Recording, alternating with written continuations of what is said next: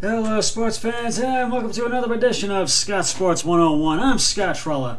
We're going to talk Browns and NFL news, Cavs and NBA news, Tribe and Major League Baseball news, and some NHL news.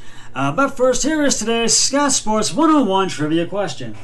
In 1999, the Chicago Bulls traded established superstar Scottie Pippen to which other team? I will have the answer later on the podcast. Turning to Browns news now.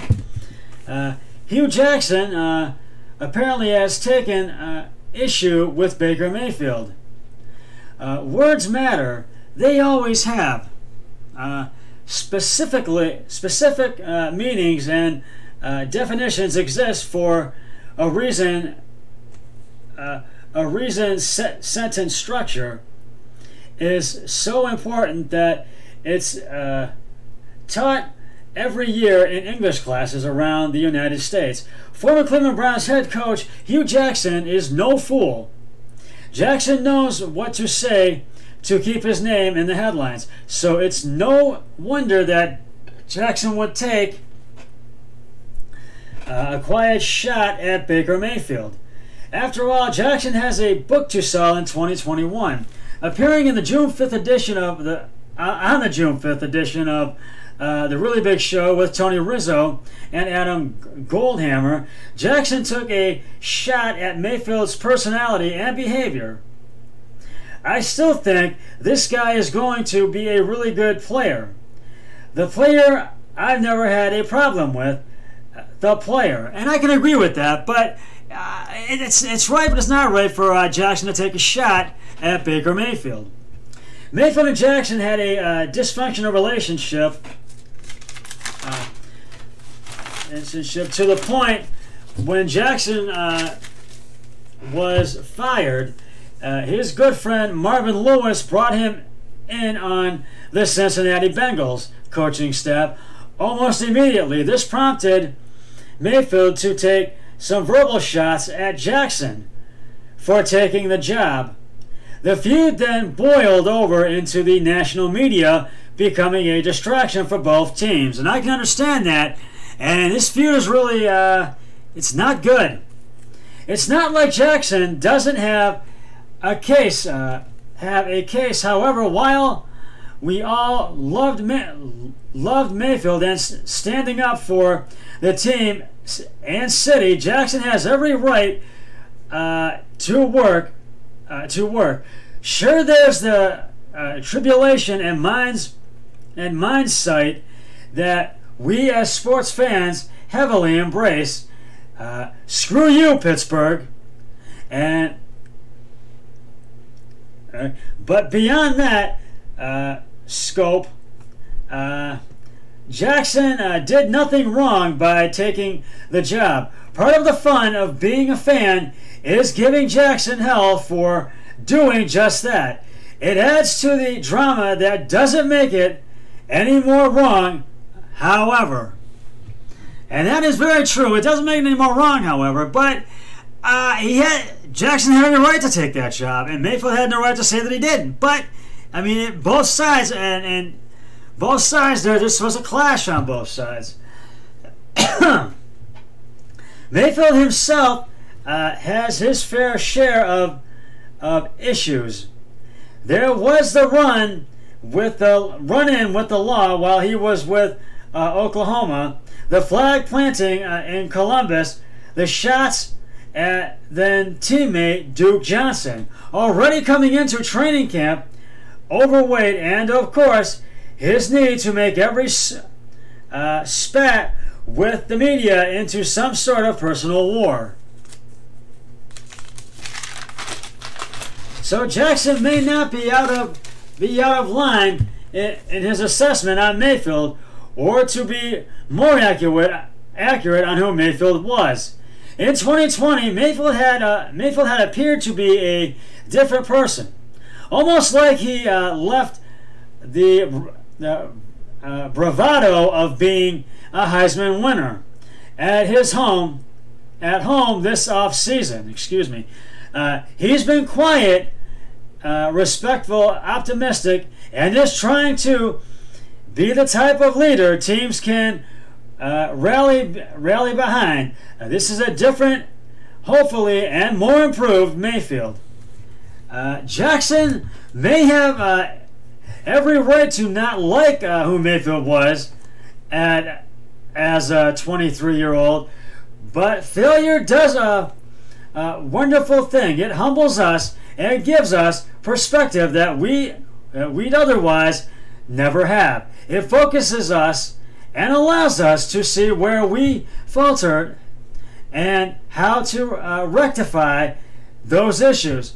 That appears to be what Mayfield is doing these days, and let's hope that it is for real and this team is finally back to being a team that fans can respect again. And I can agree with that. And Mayfield wants to really improve, and he's going to have a lot to prove himself really this season, that he is worthy of being a starting quarterback, and a quarterback that his teammates can rally around. So Jackson may not have been out of line, but he may, and I think he just about who Mayfield was, but he's on Cincinnati's coaching staff, and I just feel that Mayfield is trying to prove himself that he can be a quarterback that teams can rally around. Turning on some NFL news, Kurt Warner has questions about Jarrett Stidham. All indications are Jarrett Stidham will be the Patriots' starting quarterback in 2020. The second-year player will replace Tom Brady. Given his lack of experience, there are a lot of unknowns with the fourth-round pick of a year ago, because this NFL media's Kurt Warner has questions about him heading into the season. There is a big unknown that's the bottom line. I watched Jarrett in college and saw a quarterback who was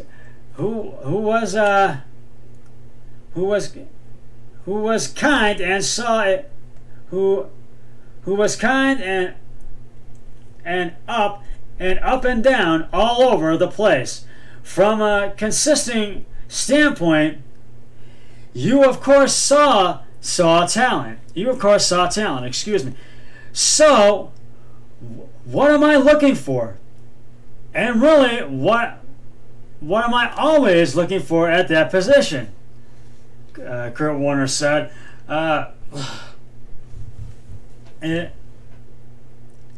Position is consistency. Consistency. Excuse me. He said via ESPN's Mike Rice.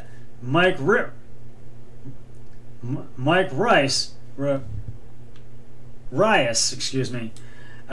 What that looks like can be different depending on the situation. Now, think back to when Tom was younger, and Tom was consistent, but he wasn't consistently great, so to speak. He was putting out 300 yards and 3 touchdowns a week, but he was consistently solid in making the decisions and putting the team in harm's, allowing people around him to play well, and him managing games. I don't put an expectation on young quarterbacks, but what I want to see is consistency to allow his team to have a chance to be successful. You know they are going to have other pieces in place from there. The other things will start to transpire. Excuse me, and you will figure out what he is as a quarterback. Stidham has reportedly been working out privately with several members of the offense, including Julian Edelman since the Gillette Stadium facility has been closed to players due to the COVID-19 pandemic crisis. The Patriots' virtual offseason program is reportedly over for veterans, and coaches do not need to report until training camp, which is currently scheduled for late July. And I think that's for all the NFL teams as well. So we'll have to wait and see what with the second-year quarterback. The second-year quarterback Jarrett Stidham. It was drafted from a year ago. We'll have to see what happens. But keep this in mind: the Patriots are not going to be the team that they were when Tom Brady was quarterback. So we'll see what Stidham can do this upcoming season. We're going to get to the Cavs and NBA news and all the other sports news in just a moment. But right now, it is time to reveal the answer to today's Scott Sports 101 trivia question. In 1999, the Chicago Bulls traded established superstar Scottie Pippen to which other team? And if you said the Houston Rockets, you are correct. The Houston Rockets, Scottie Pippen was traded to the Houston Rockets in 1999 for the relatively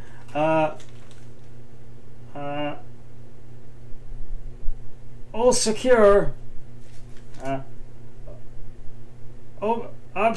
player Roy Rogers, and worthless second round pick, a worthless second round pick, but by that time the Bulls had formally decided that the highly successful Jordan, which Pippen helped define, were over. Jordan years, which Pippen helped define, are over. And I will have another trivia question on my next podcast, so stay tuned for that. Moving on to Cavs news. The Cleveland Cavaliers spent months waiting, hoping for another chance to keep building their foundation under new head coach J.B. Bickerstaff, eventually cap a fickle 2019-2020 season with positive momentum. They finally learned the fate last week, and they are not happy about it. The NBA announced a detailed plan to restart the season with 22 teams at Walt Disney World in late July. The Cavs aren't invited, joining 7 other teams on the sidelines after expressing frustration and disappointment with the league's decision. Bickerstaff delivered a pointed message to his players. Bickerstaff said, "This is motivation for us moving forward," Bickerstaff said during a Zoom call with reporters to recap the abbreviated season on Tuesday. "And whatever it is we have to do as a group this summer to get better, we need to go out and do just that. Whatever the party,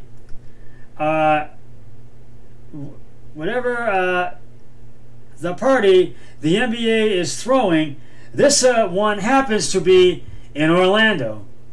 And this one happens to have 22 teams most of the time and had 16 teams. We need to do everything and whatever we can in our power to make sure that we are getting invited to the party, and that's been the message to our guys." How the Cavs get there and when that day finally comes are the more complicated questions. And this is very true, and we're just about out of time for this first one. This will be a two-parter, so I'm going to take a break and upload this. I'll be right back to continue with more Cavs news and other stuff. Stay tuned. Be right back.